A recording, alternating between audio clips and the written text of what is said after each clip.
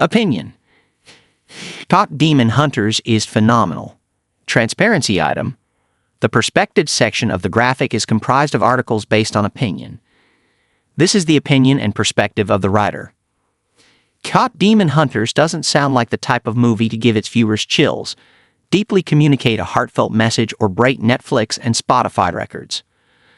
The majority of times I have mentioned it to friends, their reactions were laughably predictable.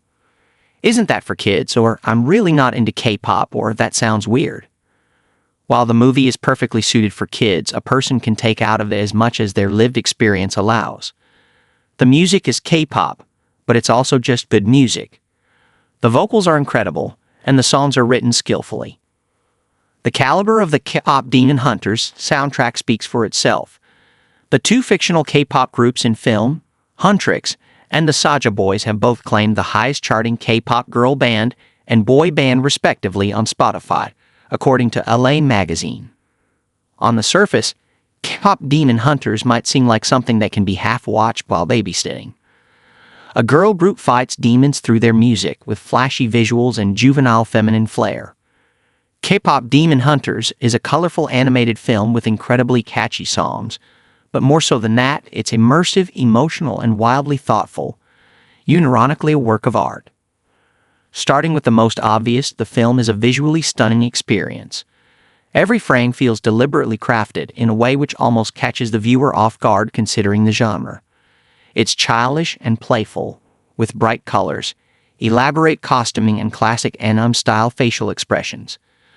But in the same stroke, the film hits the viewer with subtle and powerful artistic choices. For example, human characters are animated in 2s or 24 frames per second, giving a choppier and more anime feel. Demons are animated in 1s or 12 frames per second, which gives them an uncanny smoothness in comparison to the surrounding characters, according to Animation Hustle. The film plays with these frames in an interesting way, with the protagonist Rumi, whose character dances along the line between good and evil. Visually, the film is dazzling, but orally, K-pop Demon Hunters soars. Even as someone who had never listened to K-pop before in my life, the soundtrack left its mark. The music is not just filler between action scenes or background noise. Each song is embedded in and furthers the plot, and is a memorable visual and auditory experience in itself.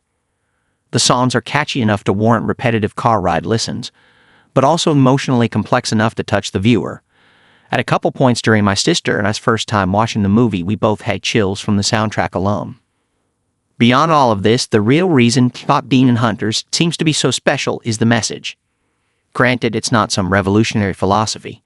It might even be common in the genre of kids' movies. The core idea is to love yourself exactly as you are.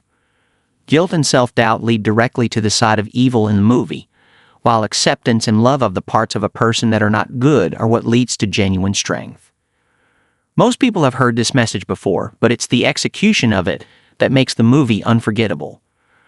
The film beautifully captures the struggle of self-loathing, the isolation that comes from tucking away the parts of the self that shouldn't be seen, and the freedom and power in acceptance.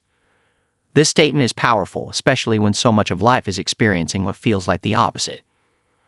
It's easy for one to be convinced that rest and acceptance will be possible when they have conquered their anger, become less emotional, more productive, more inclined towards kindness, more thoughtful, more disciplined. K-pop Demon Hunter says no. A person is worthy of love as they are. There is no compromise. Whether from oneself or others, love is not a prize won through perfection. It is a constant truth, whether a person realizes it or not. This message wasn't something I'd necessarily argue against. It's something I and many people know. Intellectually, I believe it. However, life is riddled with moments where this can slip away. Shame and guilt can feel like a truth or a balance for shortcomings. That's when a movie like K-pop Demon Hunters matters most. A film needs to be immersive and emotionally impactful enough to genuinely guide a person to this truth that they need a reminder of. K-pop Demon Hunters is just that, a film with the capacity to bring one back to themselves. So if you're someone who thinks K-pop Demon Hunters isn't for you because you don't like K-pop or animation, I urge you to approach it with an open mind. You might be in for a surprise.